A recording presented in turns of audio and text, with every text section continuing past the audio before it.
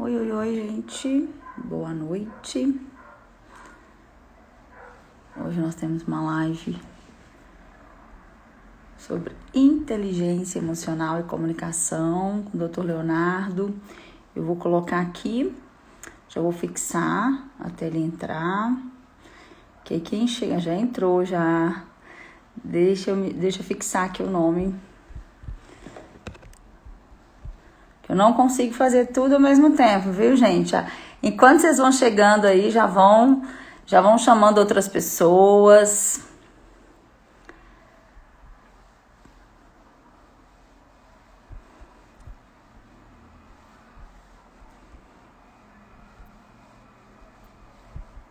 Já vão colocando aí aviãozinho e chamando aí inbox o pessoal. É só vocês mandarem aviãozinho, muito coraçãozinho, porque aí coraçãozinho o Instagram percebe que a gente tá aqui, que a gente tem muito conteúdo bacana para passar para vocês. Hoje é uma live super mega blaster.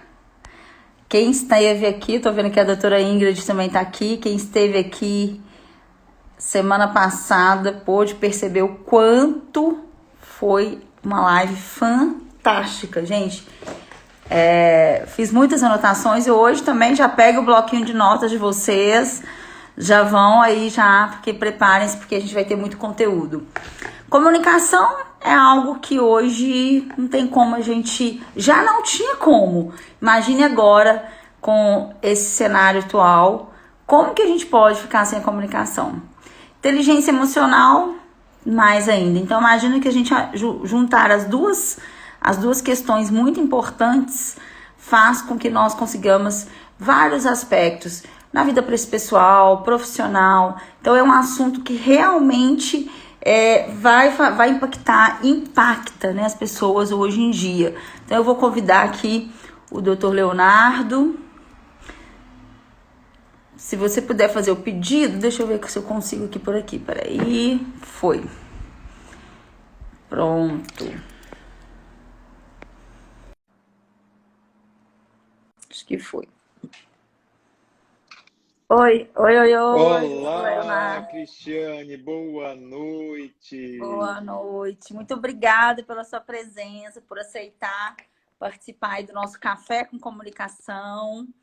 E antes de te apresentar, eu vou fazer um breve resumo, gente, porque a história dele é bem bacana. É um prazer enorme, como fonoaudióloga, ter alguém representando a Sociedade Brasileira de Fonoaudiologia. Então, o doutor Leonardo, ele é fonoaudiólogo, ele é presidente da Sociedade Brasileira de Fonoaudiologia, tem aí várias pesquisas, ele vai falar. Eu estou brincando que essa semana passada, nós estamos com lives de peso, científica, com conteúdo, que é o que nós precisamos, né, doutor Leonardo? Trazer a Sim, nossa fonoaudiologia para esse meio científico, para a gente não deixar de estudar, não deixar de aprofundar, tanto que é importante a gente ter isso. Então, como você é o nosso convidado, geralmente eu gosto do próprio convidado contar a sua história, né? Mas seja muito bem-vindo. Eu estou assim, imensamente honrada de você ter aceite o meu convite de estar aqui. E nós estamos aqui também, gente, antes dele falar, né, da gente entrar no assunto, nós estamos aqui por uma causa muito boa, uma causa muito importante.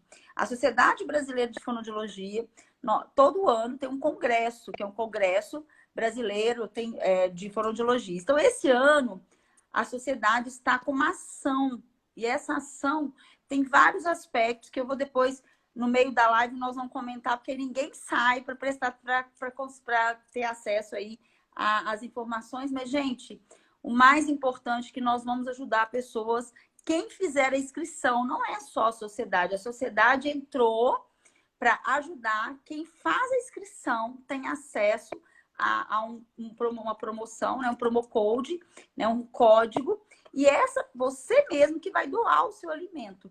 Tá? Mas nós vamos falar mais sobre isso. Mas o mais importante que eu quis trazer várias pessoas da sociedade, a gente vinha aqui pré-congresso, trazer esses assuntos que são tão importantes hoje em dia. Então, doutor Leonardo, seja muito bem-vindo. Agora eu brinco que o meu café mudou de horário, então eu vou no café descafeinado, sabe? Mas bora lá com a nossa aguinha, nosso café descafeinado mesmo, e vamos falar bastante sobre comunicação. Seja muito bem-vindo. Oi, Cris. Eu já vi que você é da minha turma, que à noite só café descafeinado, né? Não dá mais para Sim, tomar café com não, cafeína. Olha, não primeira dá. coisa que eu queria combinar com você, a gente vai derrubar o doutor e eu vou te chamar de Cris, porque aí a gente fica num café Perfeito, mesmo. E aí a gente vai ter uma mesmo. conversa maravilhosa aqui. Então vai Primeiro ser te o Léo. agradecer. É maravilha. Quando me chama de Leonardo, parece que é alguém que está me chamando para briga, assim, vai me reclamar, vai alguma coisa desse tipo. Então, pode chamar de Léo tranquilamente, Ótimo, tá? Para perfeito. mim é um prazer estar com você hoje e para falar sobre esse tema comunicação e inteligência emocional e representar aqui também a Sociedade Brasileira de Fonoaudiologia, né? O quanto o fonoaudiólogo ele tem um papel que é importante não só com os distúrbios, com as patologias, mas um papel no desenvolvimento humano. E você, Cris, é uma pessoa que tem trabalhado com isso há muitos anos já, mais do que a reabilitação, o desenvolvimento de pessoas.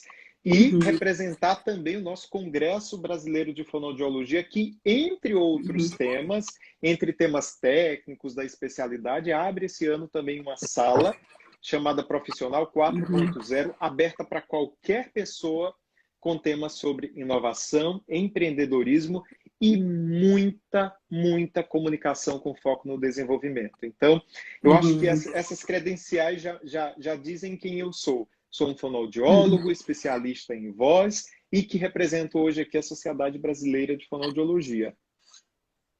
Perfeito, perfeito.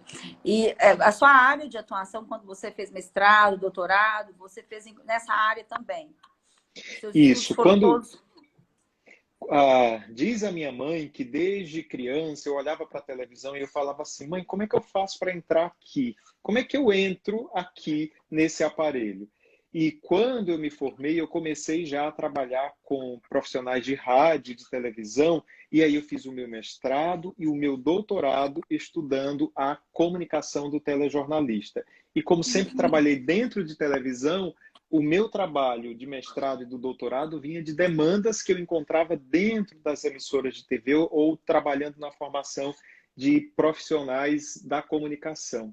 Então, trabalhei muitos anos com esses profissionais e desde 2010 que tenho me dedicado exclusivamente à pesquisa na área da voz humana e da comunicação na Universidade Federal da Paraíba. Então, eu sou um paraibano, não é só Juliette que tenha o privilégio de ser uma paraibana aí conhecida no Brasil, não. Então, também tem outros paraibanos que são conhecidos, estou brincando aqui, fazendo um trocadilho com a Juliette, mas eu moro aqui em João Pessoa e trabalho na Universidade Federal da Paraíba desde 2010, trabalhando com pesquisa no campo da voz e da comunicação humana. Ah, gente, olha que lindo, né? Eu fico pensando assim, sabe, Léo, tem visto...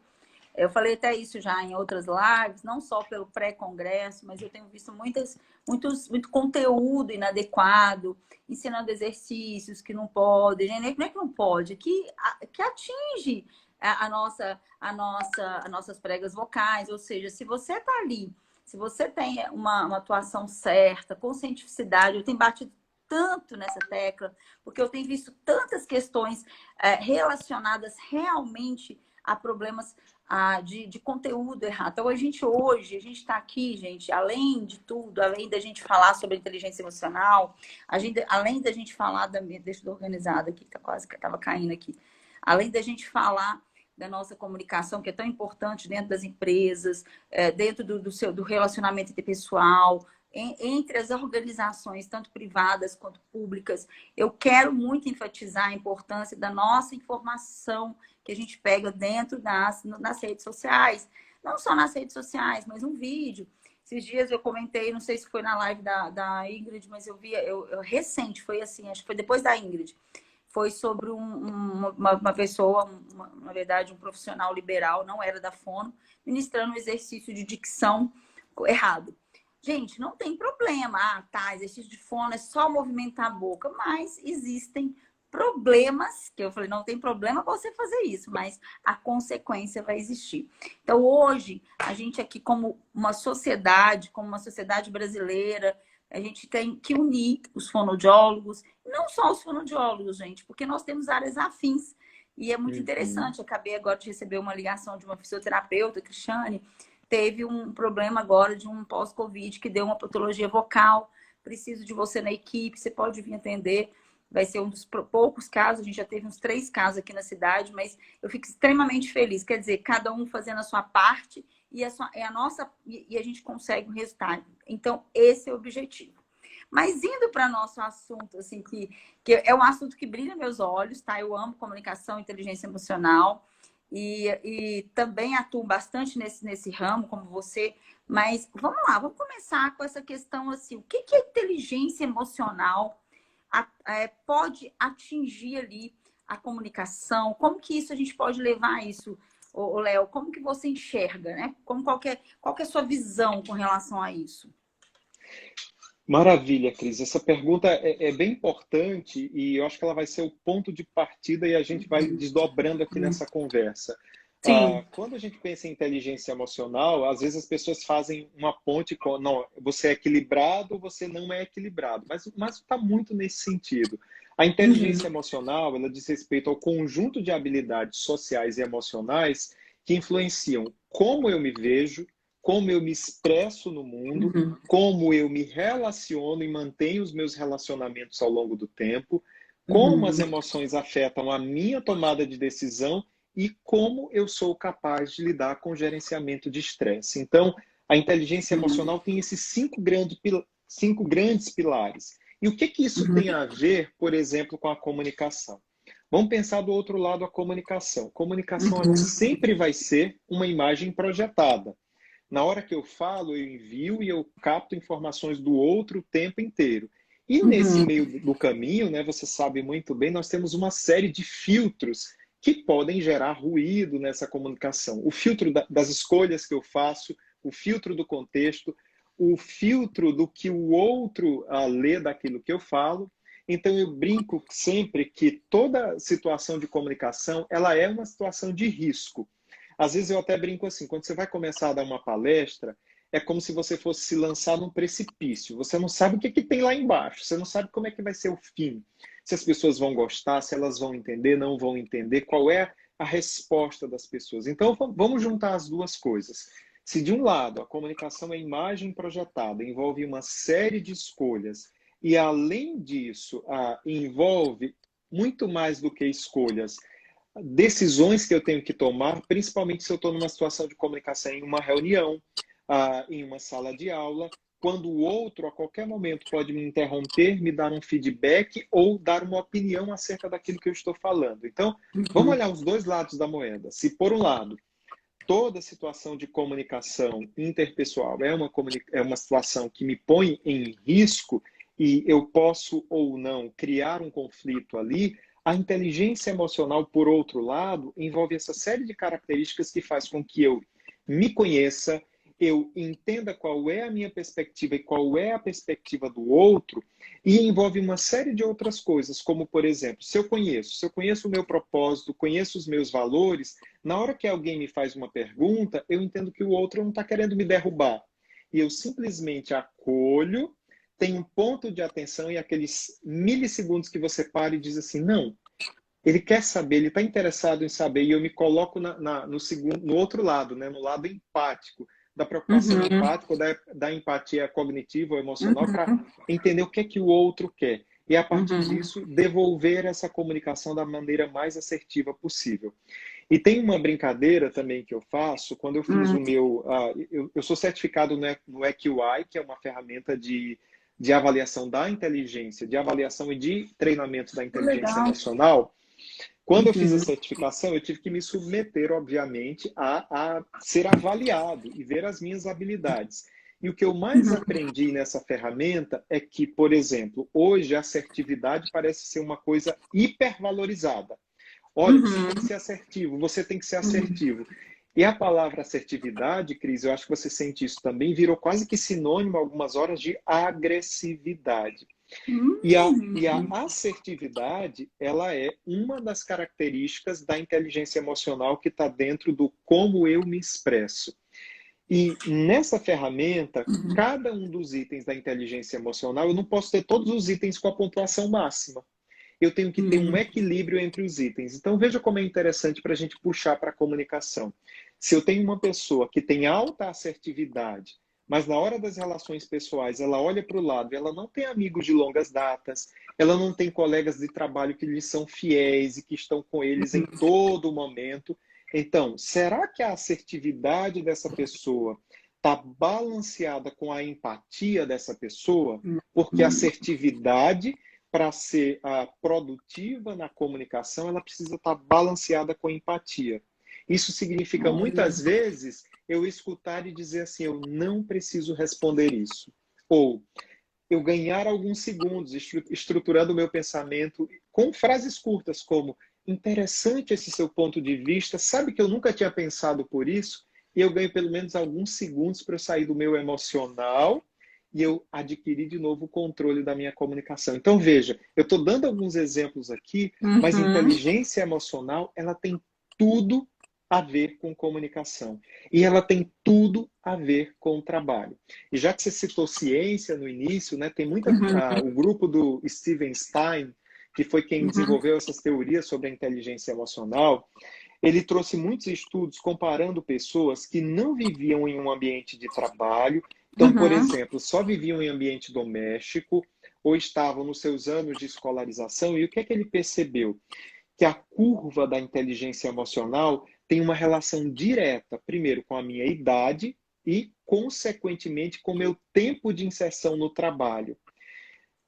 E tem estudos, inclusive atuais, bem interessantes, mostrando como, às vezes, o fato de você estar em isolamento social, isso segura um pouco a tua inteligência emocional. Porque onde nós construímos inteligência emocional? 87% da nossa inteligência emocional ela é construída no nosso trabalho. E somente os 13% restantes é que tem a ver com a minha origem, com a minha família, com o meu padrão familiar, com a minha personalidade. Ou seja, comunicação e inteligência emocional tem tudo a ver com inserção no mundo do trabalho, com desenvolvimento humano, e essa é uma habilidade que é passível de ser conhecida e de ser trabalhada. Então, essa é a primeira relação que eu gostaria de fazer entre inteligência emocional e comunicação. Nossa, estou notando tudo perfeito. Eu notei, inclusive, para a gente fazer algumas pontuações, tá? Você não se importa não, né, Léo? A gente vai Claro. Olha só, achei o máximo essa questão, gente. Olha só esses números. Eu não tinha acesso. Depois eu quero até o nome certinho, porque por mais que a gente estude, nem sempre a gente tem acesso a todos os dados, tá, gente? Porque olha só, a linha de pesquisa dele já foi lá para o lado da inteligência emocional. Eu já levo o meu lado, é mais para programação neurolinguística. E assim, eu trabalho com níveis e aí bateu direitinho, que é o nível que você tem de segurança, porque ninguém é assim, ó, eu sou seguro. Não, eu sou segura, igual você falou. Adorei a metáfora de você chegar na palestra e aquilo é um abismo. Então, eu até falo assim com meus alunos, gente, a gente tem um nível de medo. Então, por exemplo, se a gente vai para uma live, tem gente que eu tenho uma oratória que eu falo, ela é de emergência, né? Que é assim, o meu cliente me liga e fala assim, amanhã eu tenho uma live. Ou alguém que vê que a gente, não, amanhã eu tenho uma live, você pode me ajudar? Então, para ele é um abismo a live. Mas para a gente já não é, porque a gente acostumou, para a gente uma sala de aula não é. Mas isso que a gente vai, que eu achei muito fato, essa questão da inteligência emocional, porque são níveis. Quer dizer, isso vai sendo trabalhado, essa assertividade que você disse, que eu achei o máximo, e que pode ser até agressiva. Total, gente. Por quê?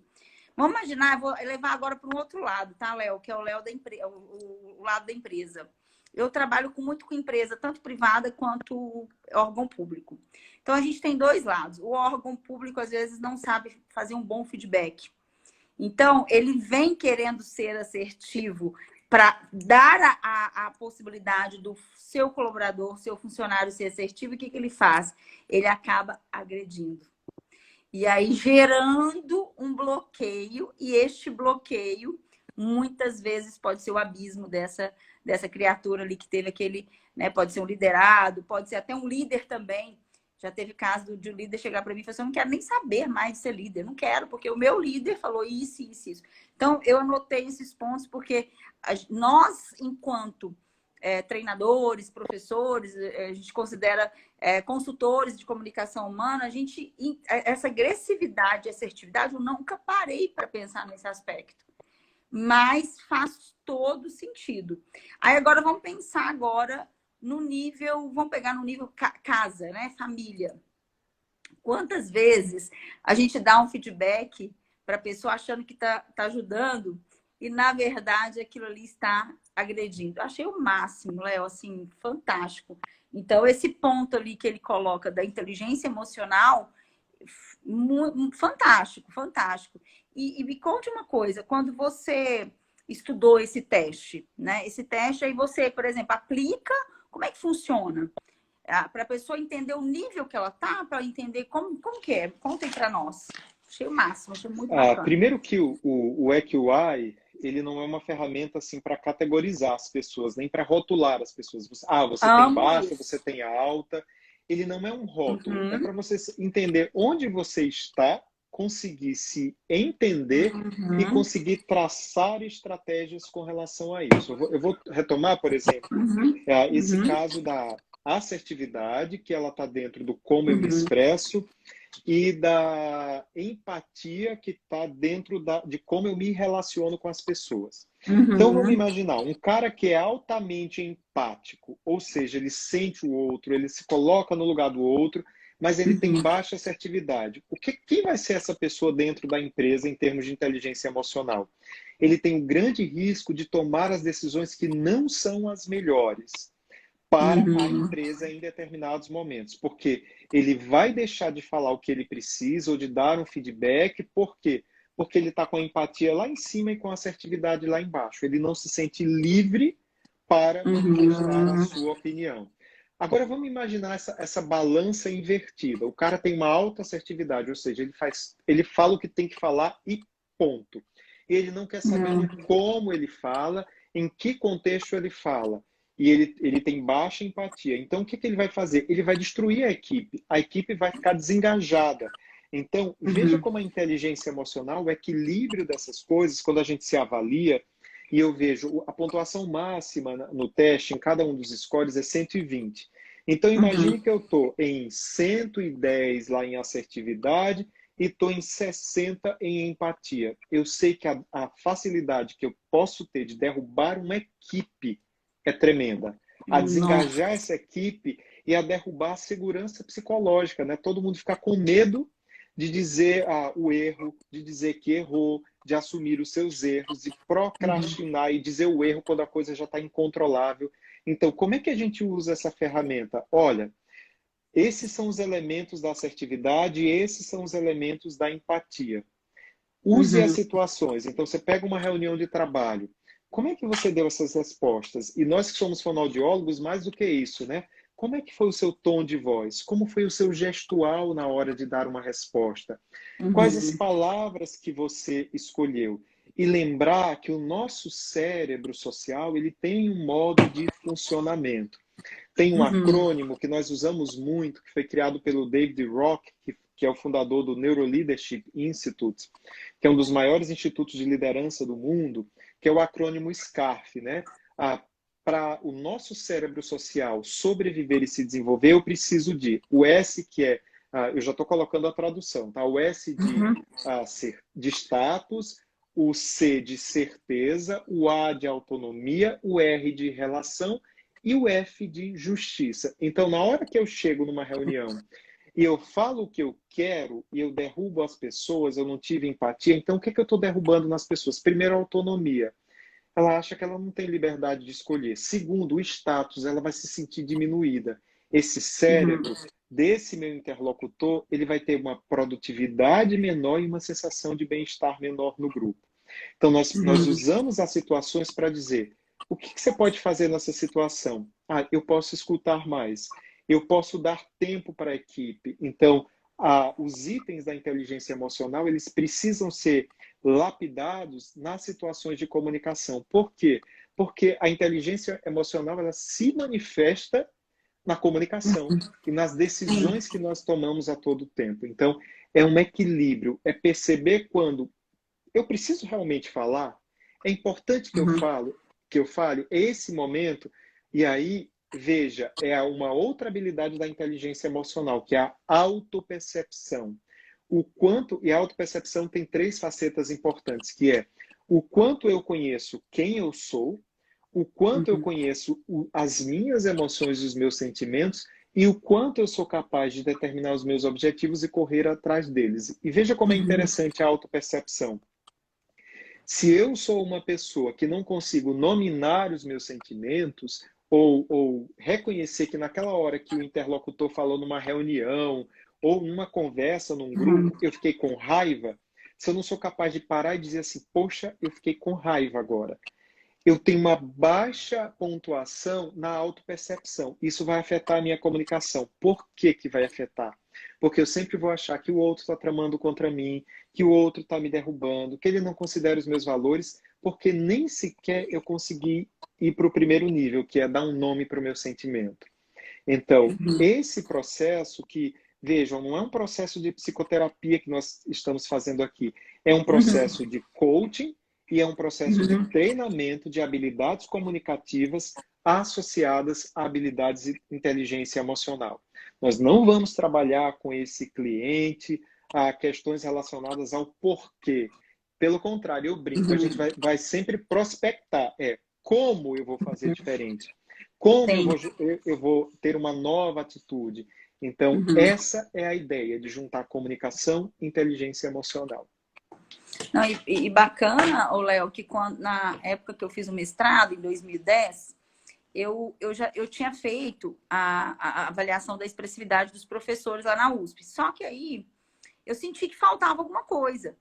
E aí, no doutorado, eu apliquei o coaching que eu já tinha feito algumas formações. Então, eu desenvolvi e patenteei o coach communication que eu aplico, que é geralmente... Só que, olha como é legal, gente, a ciência. Eu amo ciência por causa disso. O Léo estuda isso, mas olha a abordagem dele. E vou te contar a minha abordagem. Vocês vão ver, é muito diferente. É diferente e se complementam. É o que ele falou. Quando eu falo para o meu cliente assim...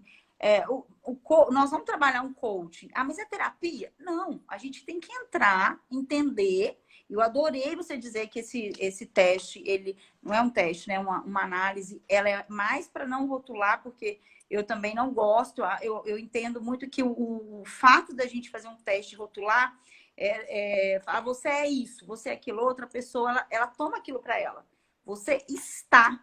E aí, no método que eu trabalho, essa parte da inteligência emocional, do coach, lá em 2000, e lá atrás, quando eu fiz o doutorado, o que eu fiz? Eu apliquei essa percepção, só que eu não fiz em nível de percepção.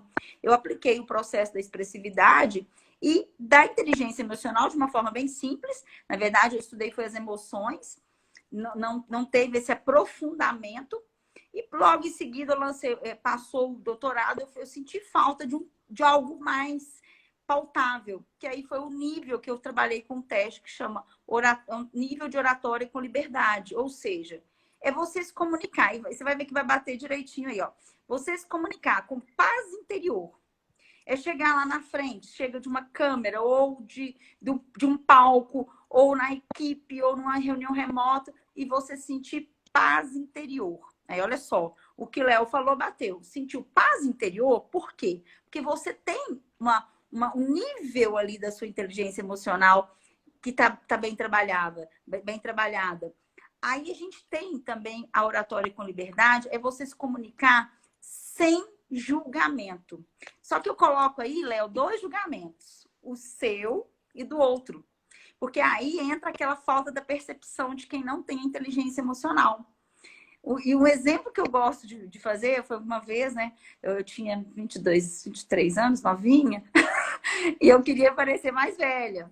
Então, eu fui ministrar uma aula em MBA, já estava fazendo, acho que eu estava fazendo mestrado, não lembro. Eu já estava ministrando aula. Então, eu cortei o cabelo curto, fui de terno e tal. Só que eu cheguei lá, eu senti que tinha alguma coisa errada. Só que não era. Era na minha cabeça. Tava com medo, né, gente? A primeira aula de MBA e foi dito e feito. Eu julguei a minha plateia. Então, o segundo item da oratória com liberdade é a pessoa não ter o julgamento. Eu estou aqui agora conversando, eu não sei quem está aí. Eu não sei quem está me escutando. Talvez eu possa conhecer um aluno ou outro, mas eu não tenho como ficar com ruído mental julgando o tempo todo. E aí que entra o que o Léo falou, da pessoa ter essa percepção na situação. Que é lógico que a técnica vai ajudar demais atrelada à inteligência emocional. Perfeito. E aí entra o que eu coloco. Além de você ter a paz interior, não julgamento seu, do outro aquele assim, o que será que o outro está pensando de mim? Gente, não tem como. Só se eu for mágica. Nem mágica, né? Nem mágico, nem Deus vai saber o que você está pensando, né? Depois é você se expressar com recurso verbal, que aí entra a nossa área, que é da fonoaudiologia, verbal, vocal e não verbal. E é, no final, saber gerir as suas emoções. Então, tudo que você falou, Léo, agora bateu aí com esse significado que eu desenvolvi, que é a oratória com liberdade. Agora, vocês estão entendendo, gente, que para você, então, tem empatia, que isso que eu estou traduzindo o que o Léo disse. Para você, se eu falar besteira, você me corrige, tá, Léo?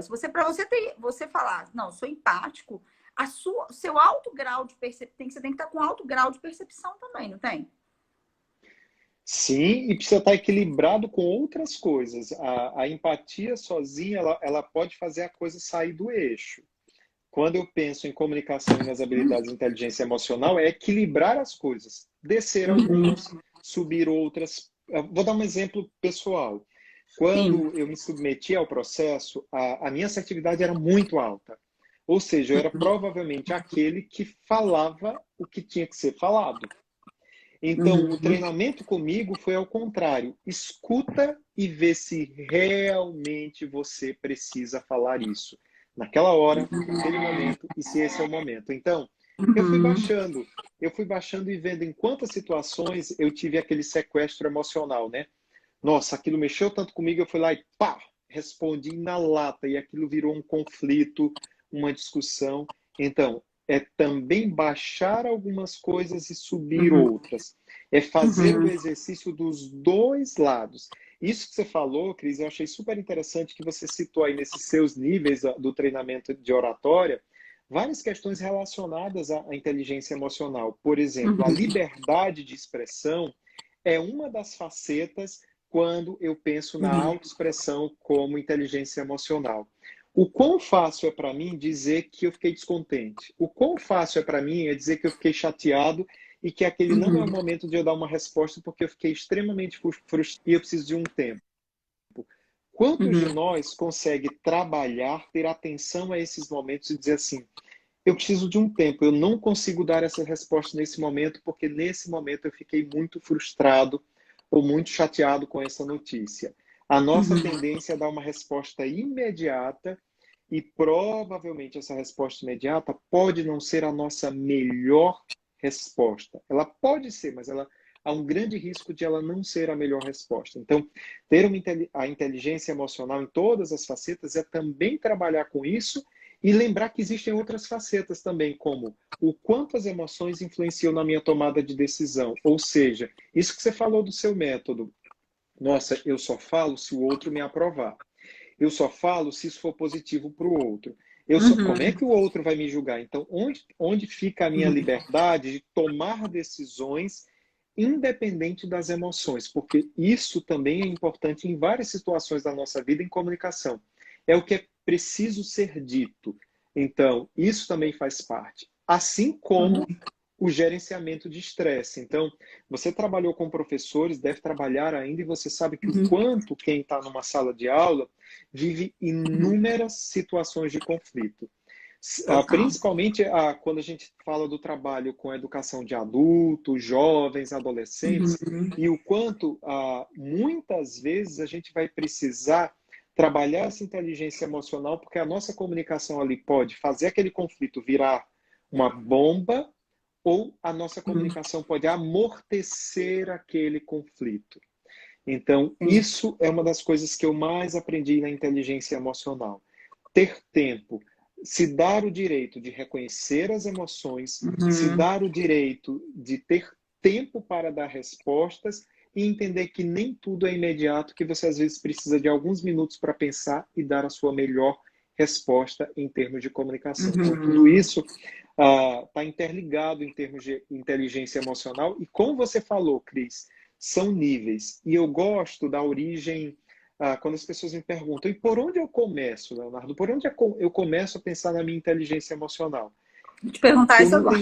Eu não tenho dúvida que não só para a inteligência emocional, como para melhorar a comunicação, o primeiro passo é atenção.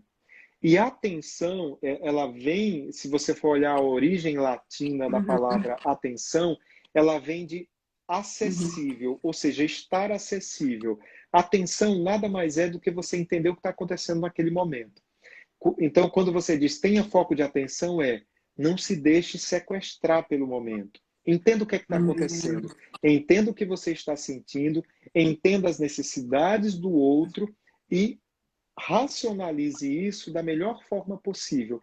Qual é a melhor resposta que eu posso dar ao outro naquele momento? Sem derrubar do outro o status, sem derrubar a justiça, sem derrubar as relações dentro do grupo, sem derrubar as certezas do outro, mas considerar tudo isso na situação de comunicação. Então, o primeiro passo é a atenção, ou seja, perceber que naquele momento eu estou sentindo alguma coisa. Perceber que naquele momento, aquela fala, aquela reação, às vezes numa comunicação presencial, é o olhar do outro, né? O outro franziu a testa, ou o outro cochichou com quem estava do lado e você já começou, nossa, ele vai falar alguma coisa sobre mim. Então, é ter esse ponto de atenção e brecar naquele momento mesmo. Opa, não necessariamente é isso. Continua a tua comunicação. Estou julgando, né? Estou julgando. Então, esse processo de atenção, que é exatamente isso, tornar acessível. A sua emoção está acessível para você o tempo inteiro. Reconheça, nomeie. Às vezes, se tem um papel, se está numa reunião e tem até um papel, escreva um sentimento. Raiva, rancor, injustiça. Escreva o que você sente. Escrever ajuda a organizar o pensamento e a você não ficar numa situação de sequestro emocional. Se cada um de nós aqui que está nessa live olhar para o seu histórico e as situações onde você foi sequestrado e você não deu a melhor resposta porque você estava completamente no seu sistema límbico emocional e não no seu córtex pré-frontal controlando ali as suas ações, você vai ver que foram as piores respostas que você deu e acontece que são aquelas situações que você carrega um arrependimento por longos dias. Então, é uma troca. Eu troco aquele tempo que eu gasto com arrependimento pós-comunicação pelo tempo dentro da comunicação. Então, basta para isso dizer assim, me dê alguns minutos, eu ainda não pensei sobre isso, eu preciso pensar melhor sobre essa sua crítica. Parece que faz sentido, mas me deixe pensar um pouco sobre isso. Eu brinco que esses 10 segundos em que a gente formula essa frase, a gente se reestrutura enquanto ser humano, enquanto gente. Enquanto eu faço isso que você falou, né, Cris? Fico alimentando aquela vozinha que fica dizendo alguma coisa dentro de mim, aquilo vai virando uma bomba, e na hora que eu dou a resposta para o outro, essa resposta geralmente começa a gerar uma fonte de conflitos. Nossa, é muito interessante esse primeiro passo aí de atenção que você disse. Eu tive uma estadia, um tempo na Índia, foram uns 15 dias, aquelas viagens sabáticas, assim, de 15 dias. E lá, gente, tinha... Quem conhece minha história, faz meus cursos, eles conhecem minha história, mas eu vou contar essa história, foi muito interessante para a audiência aqui do Léo.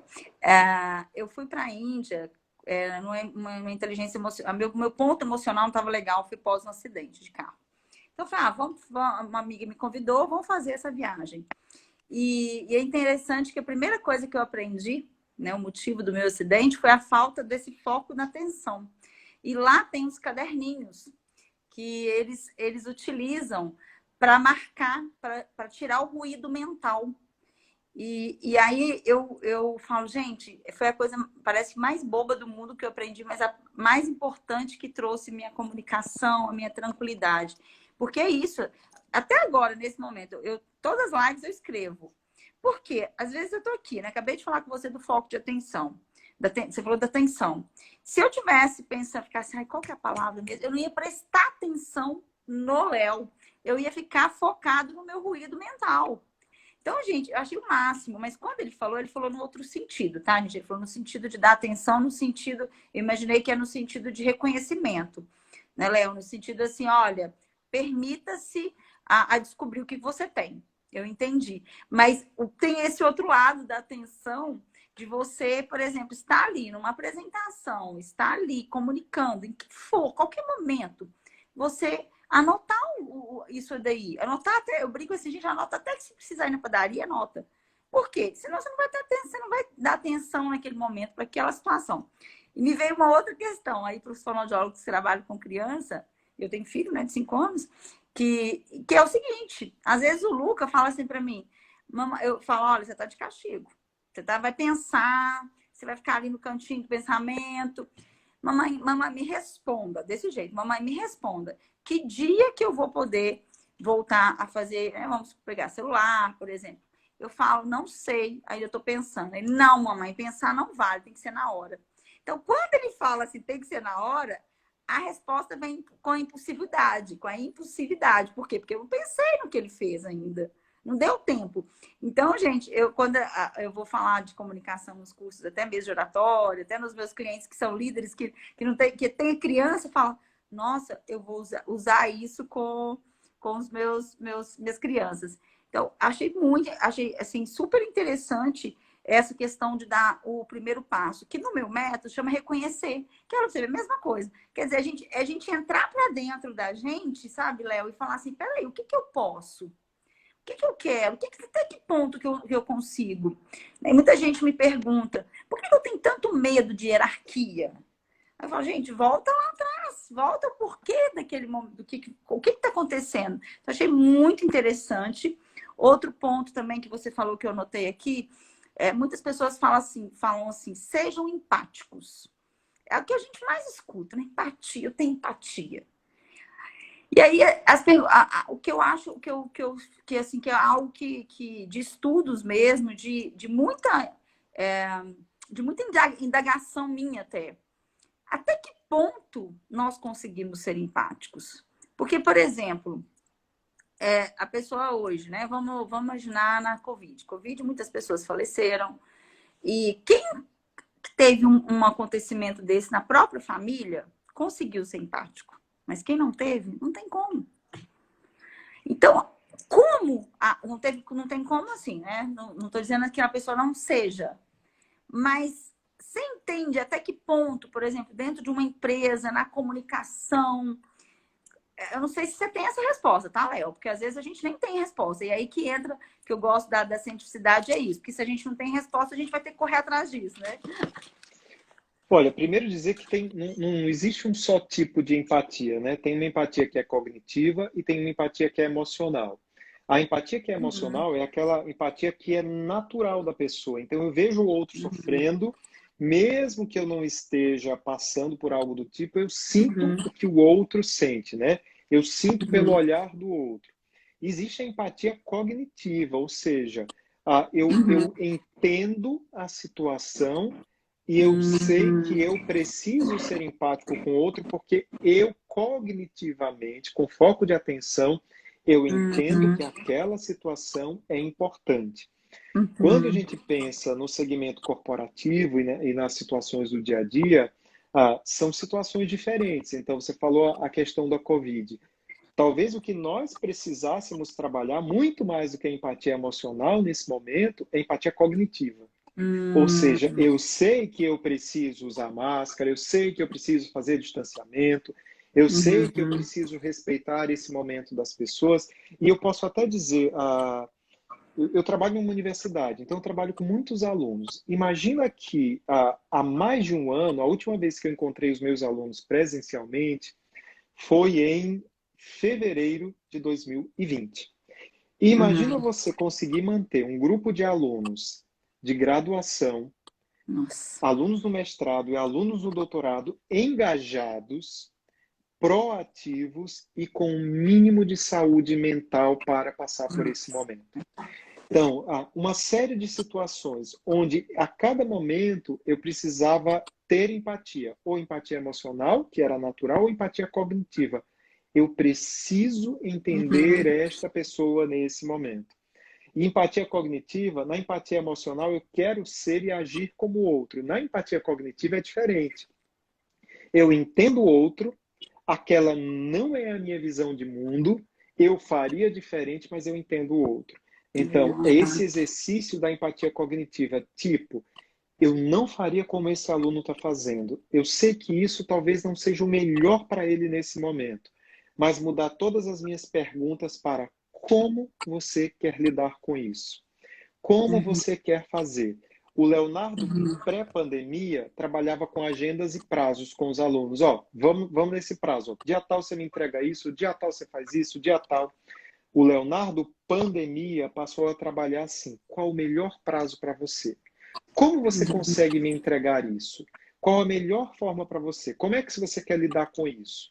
Então, essa é a empatia cognitiva que a gente precisa, com foco de atenção e voluntariamente escolher fazer em alguns determinados momentos. Principalmente quando a gente lidera pessoas. Eu preciso escolher ser empático em determinados momentos. E em muitas situações de decisão minha, eu falo assim, vamos lá. Eu tenho uma decisão A, que é o melhor para o cenário, para o lugar que eu sou responsável, para a instituição que eu sou responsável. E eu tenho a opção B, que não é a melhor nesse momento para a instituição, mas é o melhor para manter as pessoas engajadas. Qual eu preciso escolher nesse momento? E é essa diferença que faz, Cris, entre um que tem a empatia lá em cima e ele vai, não, eu tenho que escolher pelo grupo nesse momento. E aí ferra a instituição. E o outro que sempre é assertivo e diz, não, é a instituição, é a instituição, é a instituição, e eu desagrego as pessoas. Então, quando eu trouxe a reflexão do foco de atenção, é em cada situação saber pesar, ter atenção e consciência. As duas coisas estão na balança. Aqui eu preciso priorizar o quê? Então, algumas vezes eu falo assim, não, aqui eu preciso priorizar pessoas. Aqui eu preciso tomar uma decisão pela instituição. E é esse equilíbrio, porque naquele momento você julga que se a instituição tiver boa, as pessoas vão melhorar. Em outro momento você diz, se eu desengajar as pessoas nesse momento, vai derrubar a instituição. Então, é esse senso que uma pessoa que tem inteligência emocional elevada, ela consegue transitar. Vocês viram, eu estou usando muito assertividade e empatia, porque são duas características muito fortes para a comunicação. E você viu que eu dei exemplos de você transitar de uma coisa para outra enquanto líder, ou até mesmo dentro da sua casa, às vezes uma decisão que você vai tomar com o filho, com a esposa, com a secretária, com alguma pessoa que lhe é subordinado, e você diz assim, e agora? Pessoas ou instituições? O que é que eu vou balancear? E para isso eu preciso ter liberdade para tomar decisões distante das minhas emoções e das minhas preferências pessoais. Então, isso é inteligência emocional. E na comunicação, né, Cris, isso acontece a todo momento. Quando alguém te faz uma pergunta, quando alguém te exige um posicionamento, quando alguém lhe faz uma crítica, então vou puxar um pouco aqui já para fazer o link com a fonoaudiologia, né? Nós somos de uma profissão muito responsiva, muito expressiva. Os fonoaudiólogos são muito expressivos. Então, qualquer coisa na rede, ou ela vai over, ela vai lá em cima e todo mundo entra matando, ou todo mundo entra elogiando. A gente não tem muito essa coisa do meio termo, assim. Ou a gente entra para criticar ou a gente entra para elogiar bastante. Então, às vezes, ao escutar uma crítica, né, eu hoje presido uma organização que lida com fonoaudiólogos do país inteiro, assim como o Conselho Federal também lida com inúmeros fonoaudiólogos que têm posições, queixas, e hoje eu entendo que é um movimento da nossa profissão de acolher, de ter inteligência emocional para entender o outro lado, reformular e dar uma resposta que é assertiva. E hoje entender, já fazendo um link também com a profissão, a gente fez uma pesquisa entre o final do ano passado e esse ano, 3.028 fonoaudiólogos responderam essa pesquisa, ou seja, é um número expressivo de fonoaudiólogos no Brasil. Onde nós perguntávamos para eles assim, quais as expectativas deles relacionadas à carreira, o que é que eles esperavam da Sociedade Brasileira de Fonoaudiologia, o que é que eles esperavam do Congresso. E é interessante, né? Às vezes a gente pensa que o fonoaudiólogo iria responder assim, eu quero mais curso, eu quero aprender técnica, eu quero aprender coisas específicas da minha profissão. E o que foi a primeira, a resposta mais recorrente? As pessoas queriam desenvolver habilidades relacionadas à carreira. E isso foi uma coisa que nos chamou muita atenção. Quem era do setor privado falava sobre carreira. E quem era do setor público também falava de uma competência fora dos bancos da academia, que era: eu quero aprender a administrar e a ser um gestor, que são as soft skills, né? Então, hoje, a gente identifica na classe que os nossos cursos de fonoaudiologia, eles são maravilhosos, eles formam o que eles têm que formar, que são as hard skills, ou seja, as habilidades técnicas da profissão. Eu preciso sair da academia, de um curso de graduação, sabendo o que é eu fazer fonoaudiológico. E eu preciso encontrar fora da academia, nos meus colegas, nas sociedades científicas, em todos os órgãos que apoiam a profissão, ferramentas para me desenvolver profissionalmente nessas habilidades que envolvem comunicação, trabalho em equipe, empatia, inteligência emocional. E o quanto, quando a gente fala nesse assunto, Cris, as pessoas hoje estão interessadas, porque elas entendem que hoje, mais do que saber a técnica da profissão, elas precisam ter na mão ferramenta que as fazem desenvolver como ser humano, como pessoa dentro da profissão. E esses, eu não tenho dúvida, serão os profissionais que a gente tem chamado de profissionais 4.0, né, que a Ingrid falou tão bem semana passada, que são profissionais que agregam conhecimento técnico, mas uma série de outras competências, comunicação e inteligência emocional. Não, e Léo, isso é tão fantástico, porque eu sempre fui muito antenada, porque eu saí do interior, né? Eu estou em Arcos e viajava para poder estudar. Eu nunca deixei isso, nunca foi problema, não. Eu pegava o ônibus e ia embora. Então, quando aconteceu, tanto que eu fiz a enfermagem, né? Quando eu cheguei com um projeto, eu não queria sair da fono, eu queria levar a voz, a expressividade, tanto que a minha orientadora, até hoje, ela fala: a Cristiane é doida, ela colocou, chegou e fez. Em 2 anos e meio, eu fiquei ministrando curso de oratório dentro da USP por causa desse projeto meu de lá, né? Então, quer dizer, funcionou, dá certo, porque eu já pensava muito macro. Na verdade, não é nem macro, sistêmico, né? Mais sistêmico. Eu pensava assim, gente, não tem que dividir. A gente sabe que o professor da enfermagem, eu posso fazer aqui. Então, eu ia fazendo medicina, acabou que quando eu fui fazendo medicina ia demorar muito, eu estava muito, já estava preparada para fazer o mestrado, já tinha passado na prova de inglês, só precisava as provas específicas.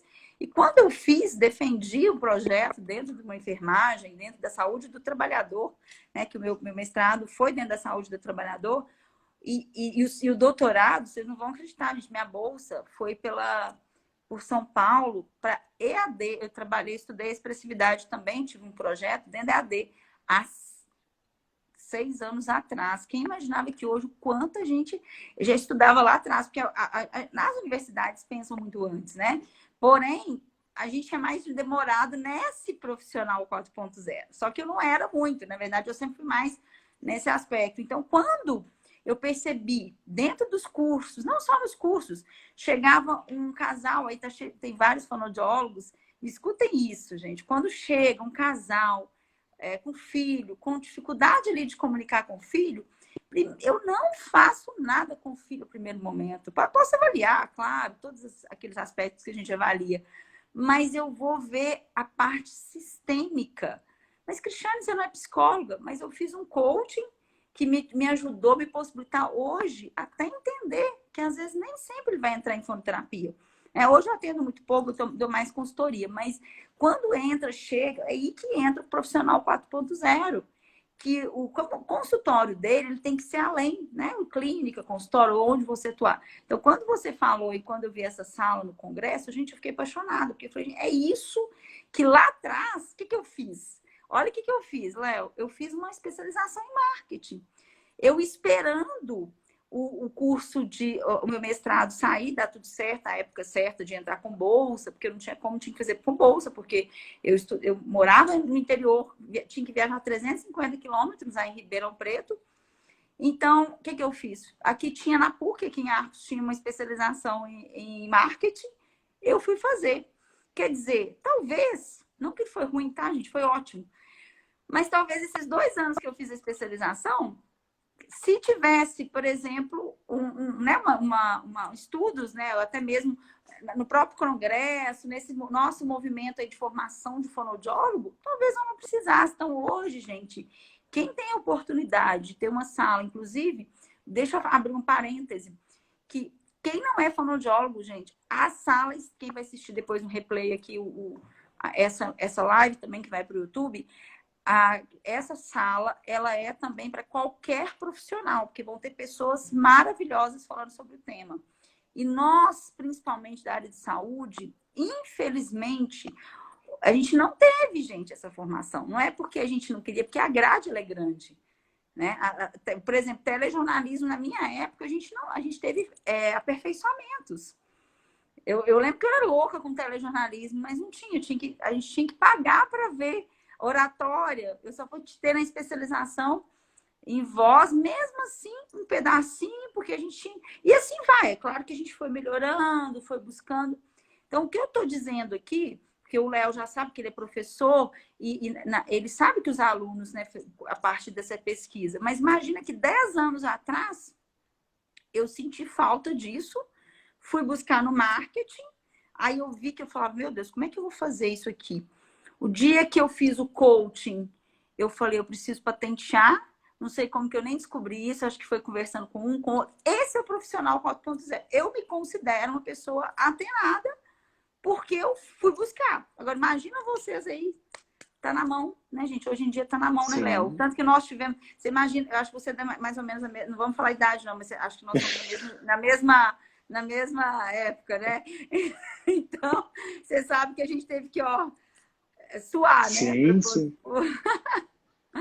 Olha, eu vou te dizer, Cris, quando tudo isso surgiu, antes da gente se candidatar para a diretoria da sociedade, em 2019, a Ingrid e eu estivemos no EIA, o Encontro Internacional de Audiologia, que foi em Foz do Iguaçu. E lá a gente começou a conversar sobre os nossos sonhos para a fonoaudiologia, né? O que a gente sonhava, o que a gente pensava, o que a gente tinha de projeto e queria implementar. E foi uma conversa tão, tão bonita que nós nos emocionamos, porque o que eu falava era o que a Ingrid sentia, o que a Ingrid falava era o que eu sentia. E naquele momento a gente criou, porque até então não se falava essa expressão, Fonoaudiologia 4.0, que foi o tema do congresso ano passado, trazendo todo esse nosso envolvimento, né, da Ingrid, meu, de toda a diretoria, com tecnologia, com comunicação, mas também com os aspectos da inovação. Não só inovação tecnológica, mas inovação de processos também. Sim. E o ano passado, no congresso, nós tivemos essa sala, e assim, essa sala foi um sucesso absoluto, né? O congresso do ano passado foram mais de 3.800 pessoas do Brasil inteiro, e nós fizemos pela primeira vez uma sala onde a gente não falava de fazer fonoaudiologia, mas nós tínhamos palestras que ajudassem o fonoaudiólogo a se desenvolver como um profissional, não vou nem dizer profissional da saúde. E aí, esse ano, a gente começou a pensar, a sala profissional 4.0 é uma sala que é cuidada diretamente pela Ingrid e por mim, né, os palestrantes, os temas. A gente começou a desenhar os temas e aí pensamos, será que mais pessoas não mereciam ouvir sobre isso? Inclusive, como uma forma de conhecer também o trabalho do fonoaudiólogo, porque vários fonoaudiólogos que trabalham com desenvolvimento humano, com comunicação, com coach, estarão nessas salas. Então, por exemplo, como é que eu aprendo a analisar tendências e futuro para eu mudar minha rota no ano que vem?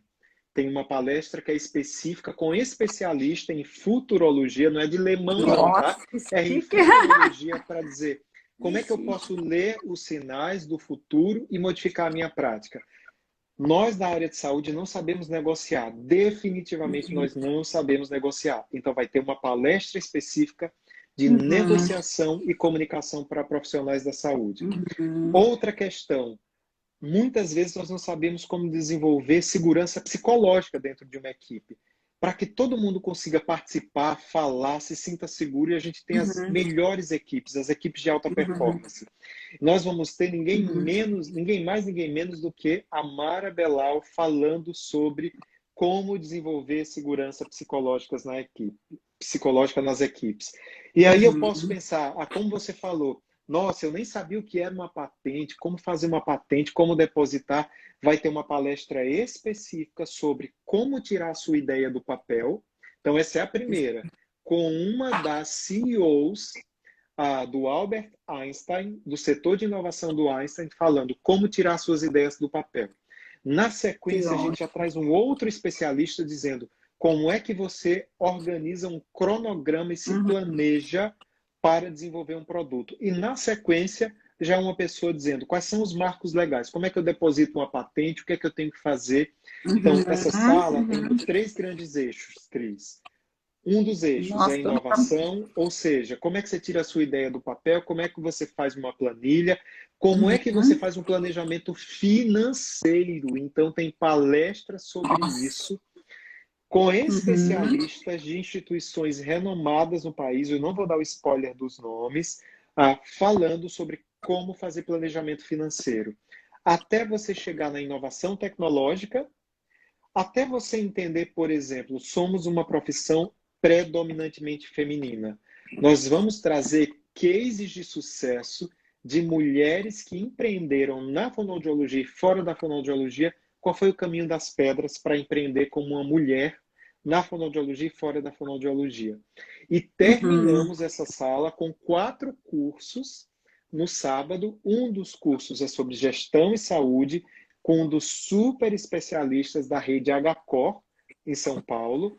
Um outro mini curso sobre como desenvolver a comunicação não violenta com a Ana Elisa Moreira Ferreira, que é uma referência para nós na fonoaudiologia no trabalho com Uhum. comunicação e desenvolvimento empresarial. Um outro mini curso sobre como trabalhar com metodologias ágeis nas nossas equipes, ou seja, como tomar decisões rápidas, trabalhar com equipes, então, com Uhum. mega especialistas, e um outro curso sobre como fazer um pitch do sucesso quando eu tenho que apresentar um projeto ou defender uma ideia. Então, é essa Uhum. noção que a gente quer dar. E, claro, eu não posso deixar de falar, né? Que essa semana vence o primeiro lote. A Cris é uma das embaixadoras do Congresso Brasileiro de Fonoaudiologia de 2021. E essa semana, dia 2, é a virada. Se você não fizer a sua Uhum. inscrição nesse primeiro lote, você já vai pagar os valores do segundo lote. E eu não posso deixar Uhum. de falar, Cris, que tem uma coisa diferente no Congresso esse ano. Uhum. Sei que o nosso tempo já está super estourado aqui, mas Não, tranquilo, então, estou por conta. Vamos lá. uma informação que é super importante. Desde o ano passado, nós tínhamos todo um projeto de sustentabilidade voltado ao Congresso na modalidade presencial. Infelizmente, a pandemia nos colocou numa situação difícil para todos no país e, Uhum. felizmente, nos deu a oportunidade de um evento online que, diga-se de passagem, foi o maior evento online da fonoaudiologia até hoje. Nós estamos Uhum. publicando um artigo na ASHA, nos Estados Unidos, porque eles queriam saber da experiência brasileira de reunir 3.800 fonoaudiólogos num congresso. Ah. Já está aceito, o artigo deve sair nos próximos dias. E Uhul. esse ano nós conseguimos trabalhar o projeto da sustentabilidade desde o pré-congresso. Então, quando você se inscreve nesse primeiro lote para o congresso, cada inscrição é revertida em 1 quilo de alimento que é comprado numa produção familiar local, não é um alimento assim que a gente vai comprar numa grande rede de supermercados, não. A gente quer ajudar o sistema nas duas pontas. Comprar no pequeno agricultor e entregar esses quilos de alimento a famílias em situações de vulnerabilidade em todo o Brasil. Então, por exemplo, quando vocês compram com o promo code da Cris, no lugar de você doar 1 quilo de alimento, você doa 2 quilos de alimento. E Uhum. esses 2 quilos vão para uma comunidade, vão beneficiar uma comunidade rural e uma comunidade vulnerável na região da Cris, assim como os promo codes de outros embaixadores também. Uhum. Há uma série de outras ações no Congresso, como a acessibilidade, os valores diferenciados para estudantes que pagam valores baixíssimos no Congresso, Uhum. o projeto Paranifo, onde qualquer profissional pode adotar um estudante em situação de vulnerabilidade para participar do Congresso. Então, é mostrar que a fonoaudiologia não está olhando só para o seu próprio umbigo e no seu próprio desenvolvimento.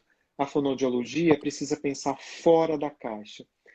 No relatório mundial da ONU, os distúrbios da comunicação humana, eles são 6 vezes mais prevalentes em populações de baixa renda e em populações em situação de vulnerabilidade social.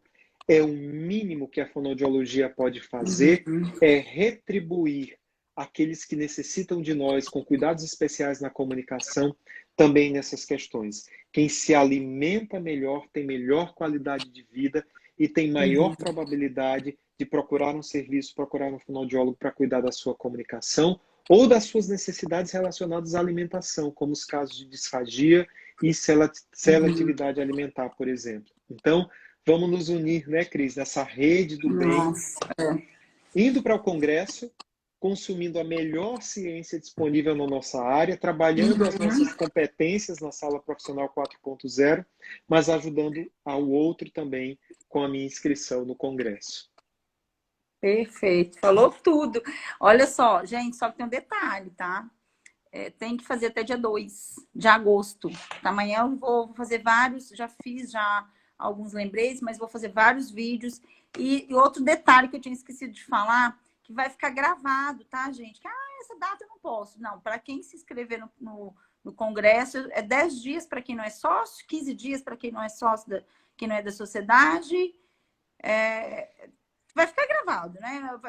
Um tempo, não fica para quem se inscrever? Sim, eu não vou saber com certeza esse prazo, mas o que eu sei é que eu os também sócios... fiquei em dúvida. Dos sócios eu tenho certeza. Todos os que forem sócios da sociedade, eles têm acesso até 60 dias pós-congresso ao conteúdo que foi divulgado. Os outros pacotes eu não tenho bem certeza. O site do Congresso, não estou conseguindo achar o site. Se você for no Google e colocar Congresso de Fonoaudiologia 2021, vai direto para o site. Mas se você quer uma informação, até coloquei a minha fila aqui. www.sbfa.org.br/Congresso SBFA 2021. Lá tem todas as informações. A Bruna, que é da nossa assessoria de imprensa, falou aqui. 10 dias para quem não é sócio. Para quem é sócio, para quem comprar o combo do Congresso, tem 60 dias de acesso, então você tem bastante tempo aí para ter acesso ao conteúdo. E o Congresso já começa 6 semanas antes, né?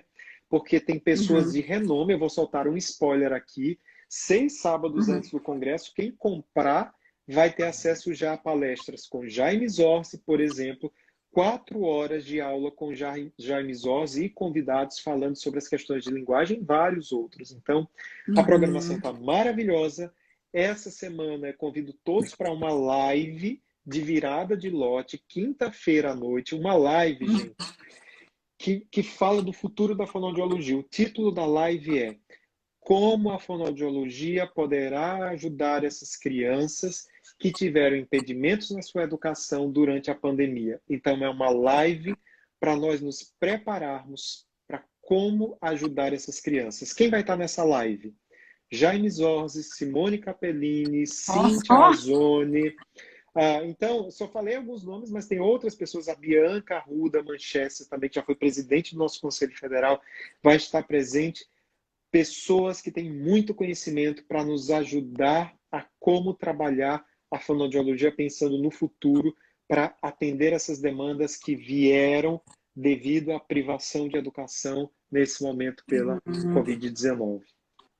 Eu vou colocar, na hora que eu colocar deixar gravado no feed, eu vou colocar a live lá, mas vou também colocar no meu stories. Gente, é muita coisa. Vocês estão vendo que quem não quiser conteúdo de peso, pode vir para cá, pode vir para o Congresso. Olha, gente, é o que eu tenho dito, vou falar mais uma vez, eu sou insistente, sabe, Léo? Eu sempre vivo falando isso. Não, vamos escolher os nossos conteúdos, vamos abraçar a nossa causa fonoaudiológica. Tem muita coisa que é errada acontecendo, e exercícios, formas erradas, e a gente tem que abraçar, porque nós somos os profissionais do distúrbio da comunicação humana, e nós somos aptos a isso. Mas com a ciência, claro, com a ciência a gente chega muito mais longe, e todo mundo junto, né, é muito mais. Então eu sou bem defensora da fonoaudiologia, porque é a profissão que me fez hoje o que eu sou. Eu já ajudei milhões de pessoas, milhões que eu digo assim, é uma forma metaforizada de dizer, mas só de aluno, 30 mil alunos, mas de paciente, o que eu já atendi de paciente, que eu já ajudei, né, no interiorzão, que ninguém nem sabia o que era, fono o quê?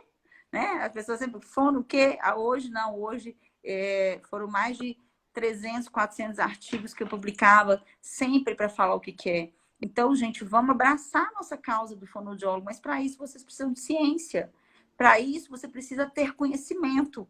Quando alguém me pergunta, Léo, o que eu fiz para hoje eu ser uma fonoaudióloga bem-sucedida? Eu me considero bem-sucedida porque eu tenho trabalho, eu tenho agenda lotada, graças a Deus, eu tenho um bom conhecimento na área, estudei. Primeira coisa, gente, conhecimento é poder. Eu me lembro que eu não tinha condição financeira de fazer uma pós-graduação assim que eu saí da faculdade. Não tinha. Que eu ainda pagava a faculdade pós-formar. Eu fui fazer um aperfeiçoamento. Do aperfeiçoamento eu fui para especialização e fui engatinhando. Então, hoje, quando as pessoas me perguntam o que eu fiz? Conhecimento é poder. O que eu fiz foi estudar, buscar o que eu podia naquele momento, passo a passo. Então, ter a inteligência emocional e não olhar o outro, a referência sou eu. Quer dizer, a gente tem referências para estudar. Referências como o Léo, como a Ingrid, como a Mara Belal, como várias, nem vou citar porque são muitas pessoas boas na fonoaudiologia, e a gente tem referências para estudar. Mas a nossa referência somos nós, de passo a passo, que a gente pode dar. Mas eu quero, Léo, que você deixe uma mensagem final aí para nós, o que você fala aí da comunicação e da inteligência emocional. Deixa uma mensagem final aí para todo mundo aí que for assistir, está assistindo agora e vai assistir no replay.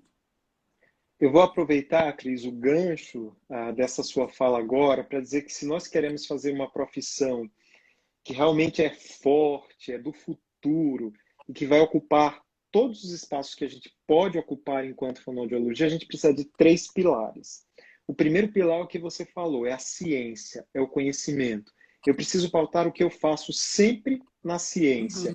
E se não existe algo disponível, eu vou fazer um mestrado e um doutorado para estudar e desenvolver evidência com relação a isso.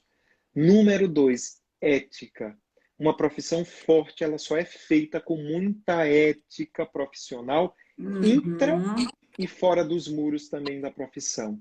E número 3, desenvolver as nossas habilidades comportamentais, incluindo a nossa inteligência emocional, a nossa comunicação, o nosso trabalho em grupo.